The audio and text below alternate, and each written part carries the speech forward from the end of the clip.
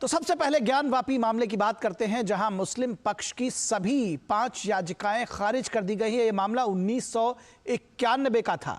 तो कुल मिलाकर आज मुस्लिम पक्ष को इस लिहाज से झटका कहा जा सकता है। ज्ञानवापी मामले में इलाहाबाद हाई कोर्ट ने सिविल वाद की पोषणीयता को चुनौती देने वाली मुस्लिम पक्ष की सभी 5 याचिकाएं खारिज कर दी हैं। यानी ये सुनवाई योग्य थी या नहीं, यह कहना था मुस्लिम पक्ष का। फैसला सुनाते हुए जस्टिस रोहित रंजन अग्रवाल की बेंच ने हिंदू पक्ष की याचिकाओं को सुनवाई योग्य माना है। कहा है कि ये सुनी जा सकती है याचिकाएं और उन पर आगे सुनवाई होगी। अंजुमन इंतजामिया कमेटी और यूपी सुन्नी सेंट्रल वक्फ बोर्ड ने इलाहाबाद हाई कोर्ट में 1991 में वाराणसी की अदालत में दायर मूलवाद की पोषणीयता को चुनौती दी थी। 3 याचिकाएं मामले की पोषणीयता से जुड़ी हुई थी, जबकि बाकी 2 अर्जियां एएसआई के सर्वेक्षण आदेश के खिलाफ दाखिल की गई थी।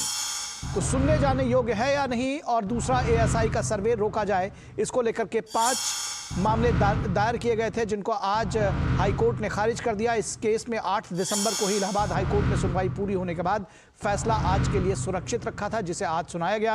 और इसके साथ ही ज्ञानवापी विवाद को लेकर जिला कोर्ट वाराणसी में 1991 में दाखिल अर्जियों पर सुनवाई का रास्ता साफ हो गया है। हाईकोर्ट ने 1991 के मुकदमे के ट्रायल को मंजूरी देते हुए वाराणसी की अदालत को 6 महीने में मुकदमे की सुनवाई पूरी करने का भी आदेश दिया है। अब एएसआई का जो सर्वे हुआ है वही मान्य होगा। अगर कुछ और सर्वे कराना चाहेंगे तो कोर्ट में हिंदू पक्ष अर्जी दे सकता है।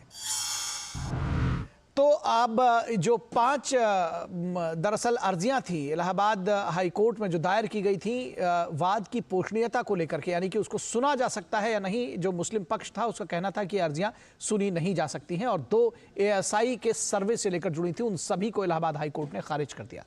इलाहाबाद बार एसोसिएशन के अध्यक्ष अशोक कुमार सिंह ने इसे एक ऐतिहासिक फैसला बताया है। उन्होंने कहा कि न्यायालय ने बहुत सही फैसला दिया है और इसे सबको मानना चाहिए।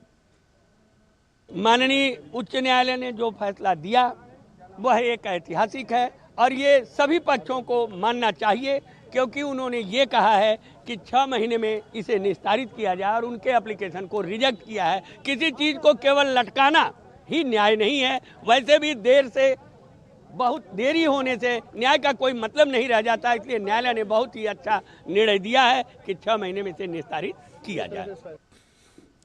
और इस पूरी खबर पर बातचीत करने के लिए हमारे साथ हमारे संवाददाता रामेंद्र सिंह जुड़े हुए हैं। रामेंद्र, आपसे सबसे पहले समझना चाहेंगे, 1991 से मामला चल रहा था और उसके बाद यानी कि 33 वर्ष, करीब 32-33 वर्ष हो गए थे, और आज अदालत का फैसला आया है। किस तरह से इसको देखते हैं, क्योंकि इसको कहा जा रहा है कि मुस्लिम पक्ष के लिए झटका है, लेकिन मुझे लगता है कि ये जो पूरा वाद है उसको और गति देगा और जल्द से जल्द कम से कम फैसला आ सकेगा। देखिए निखिल, जिसको जिस तरीके से इच्छा हो वो ग्रहण करे इस फैसले को, लेकिन वास्तविकता यह है कि जो तथ्यों के आधार पर हाई कोर्ट ने फैसला दिया है ये उस तथ्यों के आधार पर है। दूसरा, वर्शिप एक्ट के बारे में जो धारणाएं पूरे देश में बनी थी, ये फैसला आने के बाद वो टूटेंगी कि नहीं साहब इसको सुना नहीं जा सकता, वर्शिप एक्ट के आधार पर ये नहीं सुना जा सकता है। दूसरा, एएसआई जो भारत सरकार की एजेंसी है, अगर वो सर्वे की जा रही है तो उस पर कोई आपत्ति का मान्य नहीं है कि कोई आपत्ति की जाए, क्योंकि इसलिए कि वो सर्वे जो करेगी वो देगी, कोर्ट में दाखिल करेगी और उस पर कोर्ट निर्णय करेगा।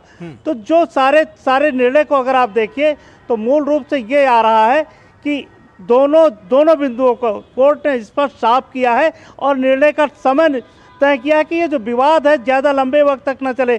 जब विवाद लंबे वक्त तक चलता है तो उसके दुष्परिणाम सामने आते हैं। तो जाहिर है कि 6 महीने में जब निर्णय पूरा हो जाएगा तो इसका जो विवाद है वो भी समाप्त हो जाएगा। निखिल जी, निश्चित तौर पर 2 बातें और अब जाननी है। एक तो जो अभी मौजूदा ज्ञानवापी मस्जिद को लेकर के मामले की सुनवाई हो रही है, उसके साथ में इस मामले को कैसे जोड़ना चाहिए, कैसे उस पर इसका असर पड़ेगा, और उसके साथ ही साथ दूसरा ये भी समझना चाहेंगे कि जो मुस्लिम पक्ष गया था इस वाद में, उसकी क्या मांगें थी और क्या कुछ अदालत का कहना था। ठीक है, ज्ञानवापी मामले में जो मुस्लिम पक्ष गया था उसने कहा था कि वर्शिप एक्ट के तहत इस मामले को कोर्ट ना सुने और पोषणीयता के आधार पर इसको नहीं सुना जाना चाहिए। दूसरा, उसने कहा था कि जो एएसआई सर्वे कर रही है वो रोकी जानी चाहिए, उस रिपोर्ट को कोई आधार न बनाया जाना चाहिए। देखिए, अगर ये सारे तथ्य निखिल सामने आते हैं तो न्यायालय को भी आईने की तरह तस्वीर साफ दिखेगी कि वास्तव में जो विवाद है, जिस भूमि का विवाद है, विवाद धर्म का तो बाद में है, पहले तो उस भूमि का विवाद है, तो जो भूमि का विवाद है उसका सल्यूशन निकाल पाएगी, जो तस्वीर साफ होगी तो न्यायालय का स्पष्ट फैसला आएगा कि ये हिंदू पक्ष को मिलनी चाहिए या मुस्लिम पक्ष को मिलनी चाहिए। तो जाहिर है कि जो भी फैसला है वो बड़ा करेक्ट फैसला आएगा और उसको सभी लोग मानेंगे, क्योंकि अब देश में जो भी न्यायालय फैसला करेगा उसको पूरा देश मानता है।